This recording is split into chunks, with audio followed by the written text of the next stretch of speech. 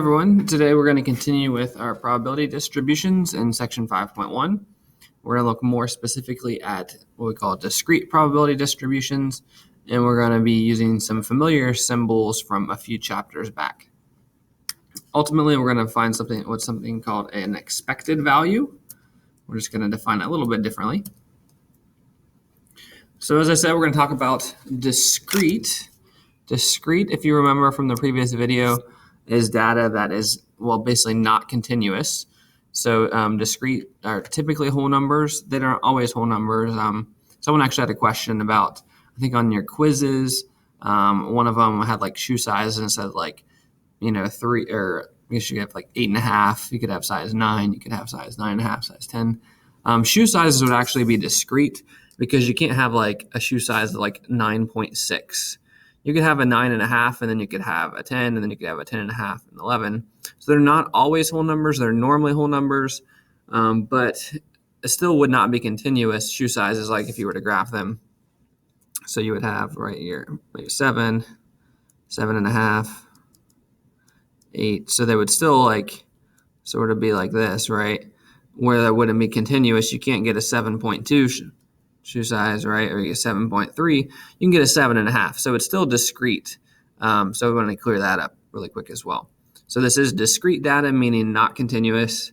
It doesn't go on a number line. You can't have every decimal in between. So this is all discrete data. All right. We will talk about continuous probability distributions in the coming videos. So the first thing we're going to do today is talk about the mean, or we're going to call this the expected value.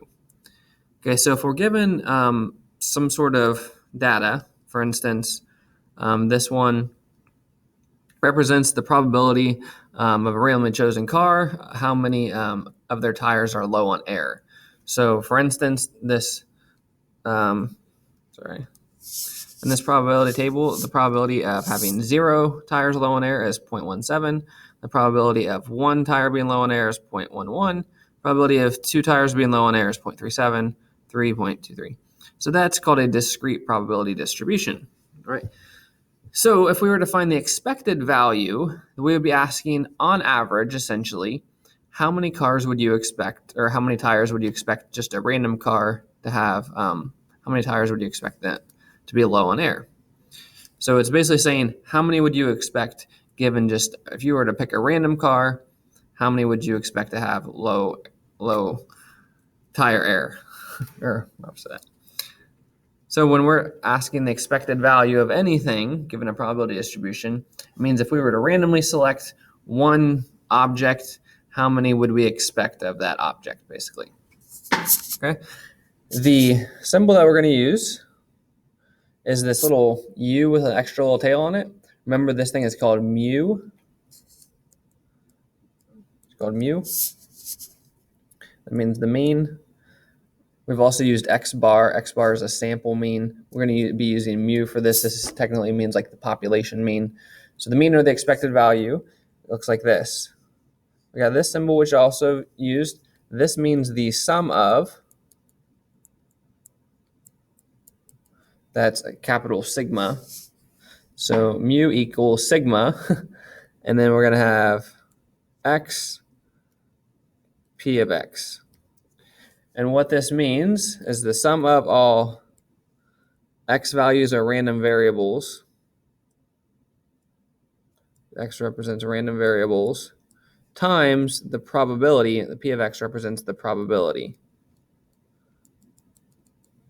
So the sum of all of the random variables times their probability. This is the formula we're going to use. It looks like a different language, partly because, it is, because we're using 2 Greek letters, but nonetheless, it basically just means the mean is the sum of the random variables times their probabilities. So we're going to take all the random variables, multiply them by their probability, and then add them all up. We've actually done something very similar to this already this year. Okay. So let's go ahead and we'll come back to standard deviation in a minute. But let's look at the first example and go ahead and calculate the mean or the expected. So in this case, we see the expected tire pressure. That's code for the mean. It's the expected value. So we kind of already talked about this. This represents the probability of having 0, 1, 2, 3, or 4 tires that are low on air. First question, though, we mentioned this in the last video. How do you determine if something is a valid probability distribution? There's actually two things you want to look for. The first thing is pretty much always true, but the first thing is to make sure that all of these numbers for the random variables are unique, meaning do any of them repeat? If any of them were to repeat, then that would not be a valid probability distribution. But we pretty much just take that for granted every time. So, but you are technically supposed to check and make sure those are all unique. If so, then we want to check these probabilities. We want to add them all up, and they should equal 1. So I'm just going to go ahead and do that real quick. And if we don't get 1, it's not a valid probability distribution, and we don't have to do anything else. All the ones in your book, I believe, are valid, so they don't try to trick you. It does equal 1. All right, so we're going to say yes. Try to show that when you're doing this on your assignment, show that you added all these up and they equal 1. I want you to show some work how you know that. Okay, so the next thing is the expected tire pressure or the mean. So mu equals the sum of all of the x's times the probability. So what that means is we just take the first x, which is 0, times its probability, 0.17, plus, because it's the sum of, so that means we're going to add them, 1, because that's our next random variable, times its probability, 0.11, plus 2 times its probability, 0.37, plus 3 times its probability, 0.23, plus 4 times its probability of 0.12. And that is it. We got all of our random variables times the probabilities, and we add them up. Take a minute to go ahead and add those together.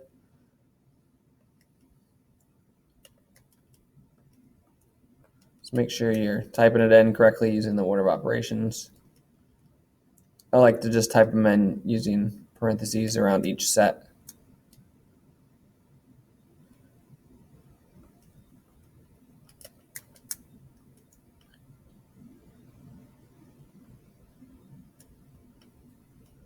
All right, and I got 2.02.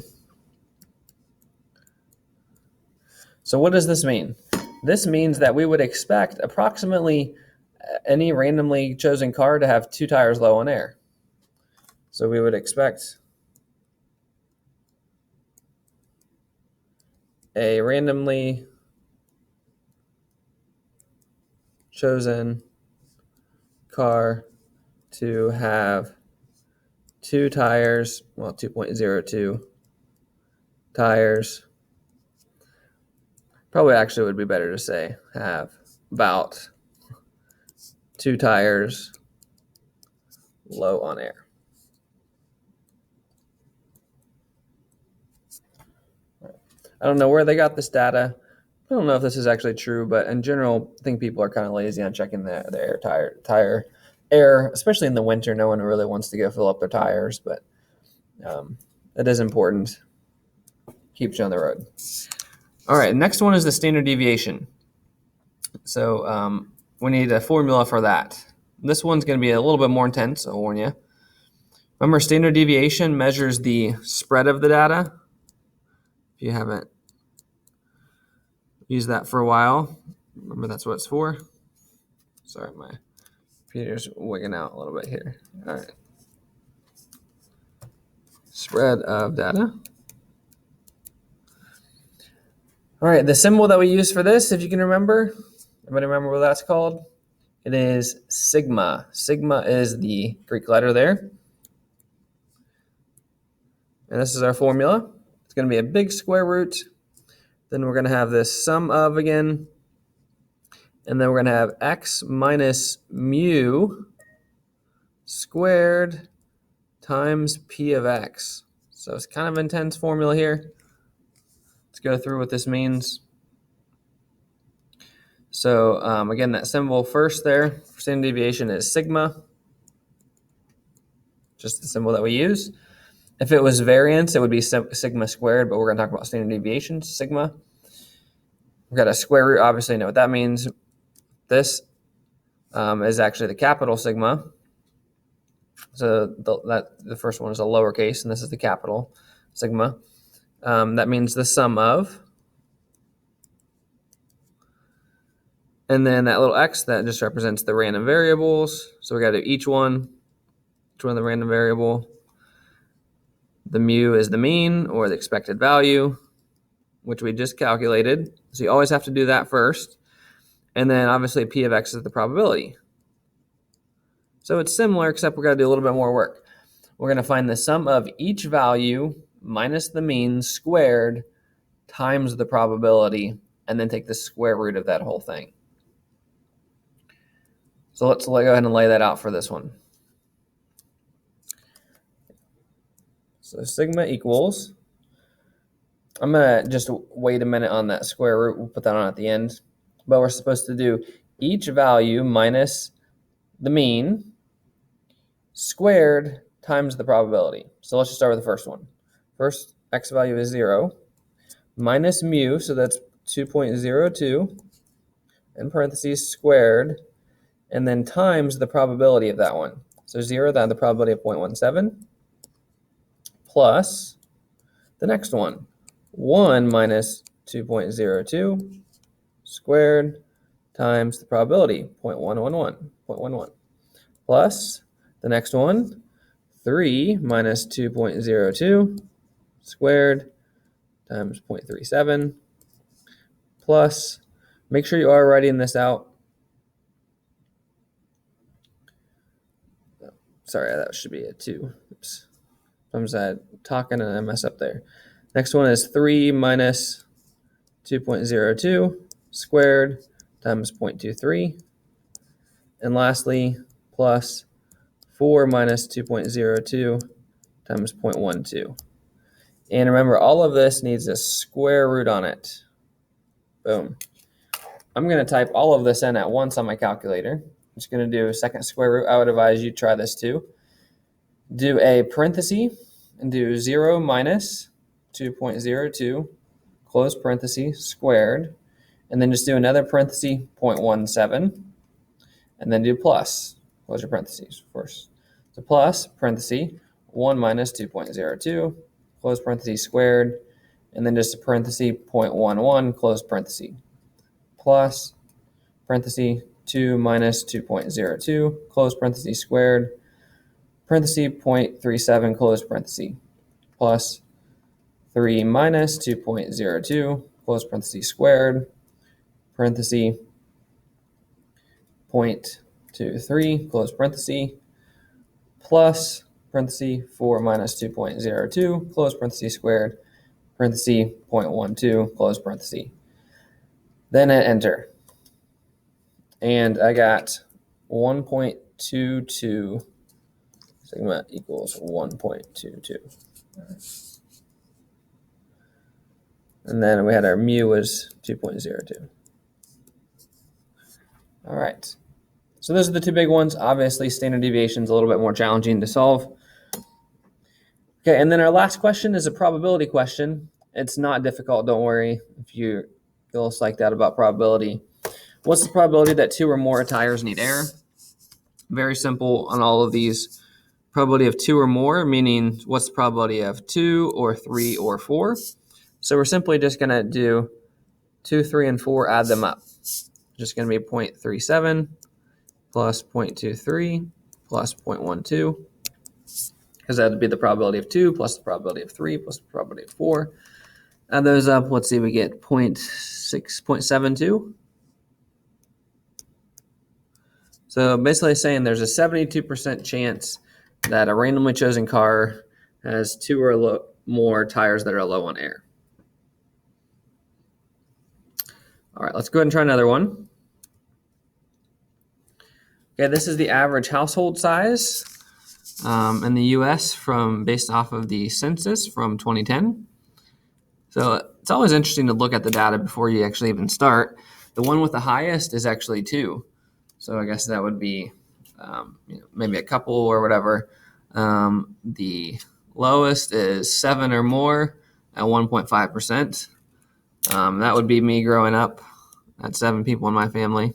I was the youngest of 5 kids. So I'd be in that 7 or more category. But anyhow, so you can see where your family fits in there. All right, so first thing is this a valid probability distribution? So we check, make sure all these are unique. 1, 2, 3, 4, 5, 6, 7. Yeah, they're all unique, meaning none of them are repeated. There's not 2 4s or whatever. We also need to add up those probabilities. So go ahead and do that. 26.7 plus 33.6. In this case, it should be 100 if you're going to add up the percentages. And we will want to go ahead and actually change those to decimals before we do our work. We do get 100, so that's good. So that would be yes. All right, we need to complete the expected value and the standard deviation. So I'm going to go ahead and change these all to decimals real quick first before we get started. If you do them as percentages, you are going to get way too high of numbers. So I was just going to move the decimal 2 places to the left. Do keep all of these decimals. Make sure you make that 0.063, 0.024, 0.015. All right, so let's go ahead and calculate mu, expected value. So that's going to be 1, our first random variable, times 0.267, plus 2 times 0.336, plus 3 times 0.158, plus 4 times 0.137. I do want you to write this out. Don't just type it in your calculator. If you don't show this on your homework, I'll tell you to redo it if you want credit. You do need to make sure you're writing these things out. All right, and then take a minute, go ahead and type that in your calculator. Just do it while you're waiting for me. So you'll get some practice. You can pretty much just type it in exactly how I have it written. And that's another good thing about writing it out, is then it gives you a model of how to type it in. Just use it with the parentheses, just like I did it. Hopefully I don't mess up, but you can put it in the comments if I did.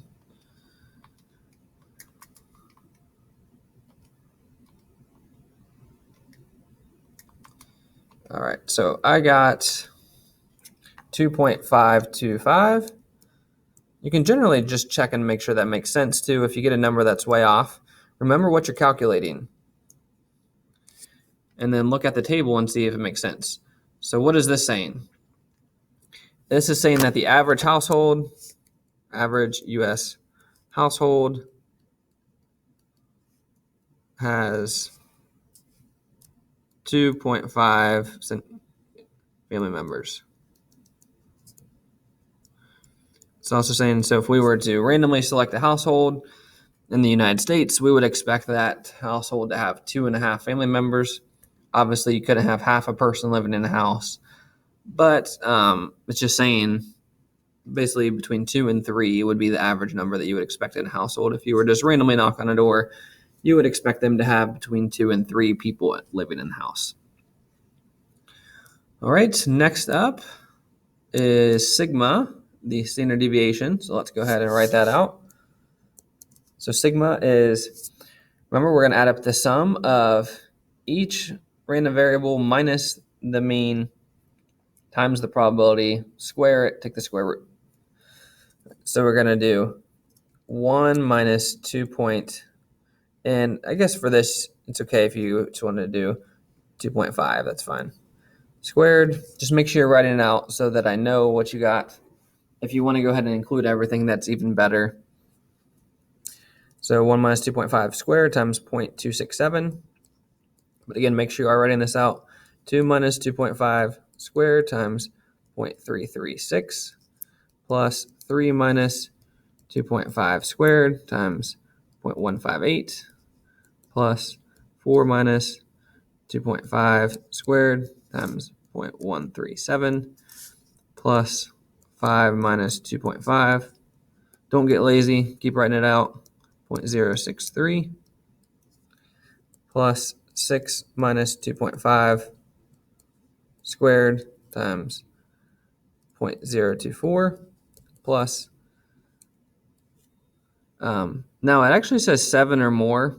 So I'm not sure if it actually tells you in the book what to use, but assume you use 7. Yeah, we'll stick with 7. It should tell you what number to use if it's not a single number. We're just going to use 7 because it didn't necessarily say. Times 0.015. All right. And remember, we do have to do a square root over all that.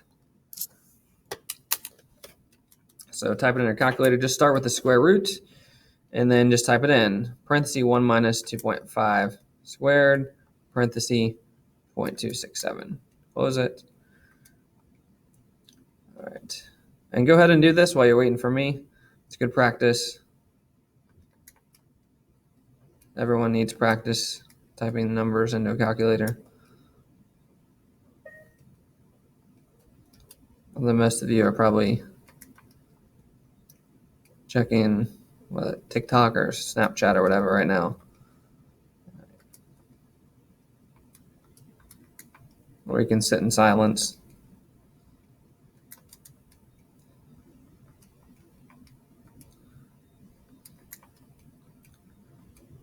Almost done.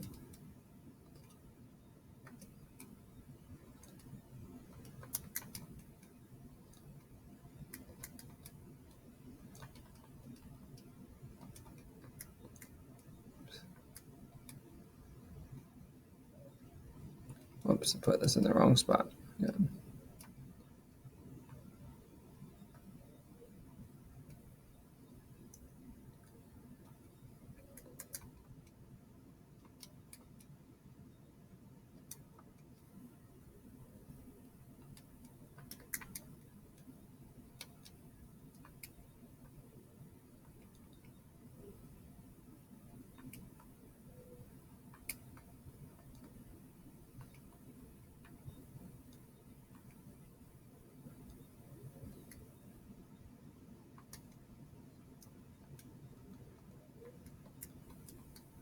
All right, got it all typed in. Hopefully I didn't make any mistakes. I got 1.42 for sigma. Seems reasonable. If you get some massive number that's not anywhere near your mean, that's probably means you did it wrong, especially with low numbers like this. Okay, last question then is to find the probability that a household consists of 3 to 5 people. So 3 to 5 would imply 3 or 4 or 5. So we're just going to add those 3 probabilities together. 0.158 plus 0.137 plus 0.063.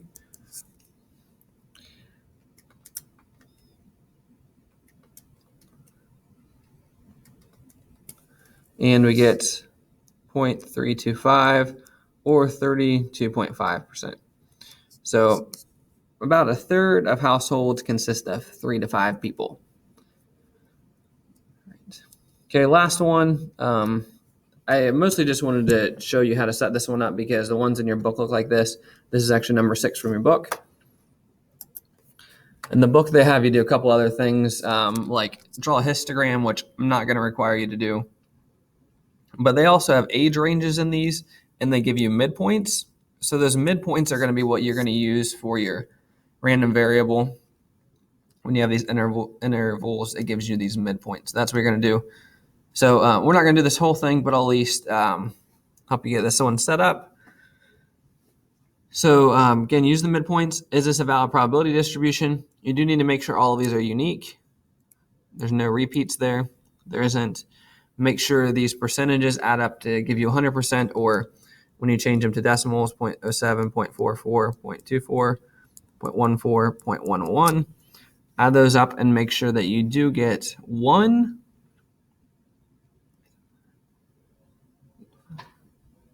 And yep, you do get 1, so that means we're good. All right, then expected household value. So mu, I'm just going to set this up. Mu then is going to be each x value times its probability, add them up. So 23 times 0.07 plus 34 times 0.44 plus 45 times 0.24 plus 56 times 0.14 plus 67 times 0.11. So that would be how you'd find your expected value.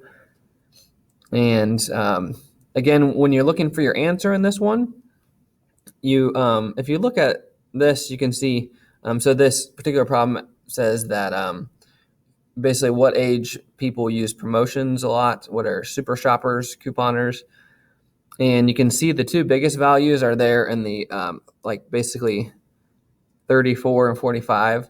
So those probably would be like moms with kids, probably, right? They're trying to save some money. They're on a budget. You're in your 30s or 40s. You got 3 or 4 kids at home, and groceries cost a lot, so they're trying to save money and use coupons, right? So your expected value, you wouldn't expect to be like 70, obviously, right? Or you wouldn't expect it to be like 19. So make sure your expected value probably follows somewhere in there. I'm guessing like in the 40s would be my guess, late 30s, 40s, somewhere around there. So make sure that's the case. And then whatever your mean is, when you set up your sigma, remember you're going to do big square root. You're going to do each individual value. So in this case, it'd be 23 minus whatever you got for your mean squared times 0.07 plus. You then do 34 minus mean squared times 0.44. Right? You add up all those, each of that. And then the third question there, what's the probability of a super shopper under the age of 40?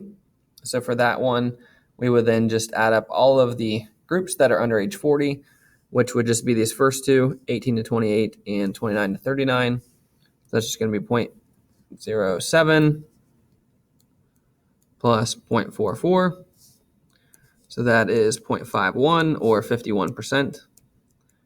So 51% of super shoppers are under the age of 40. Okay. All right. That is it, guys. Best of luck on the assignment. And as always, let me know if you need help.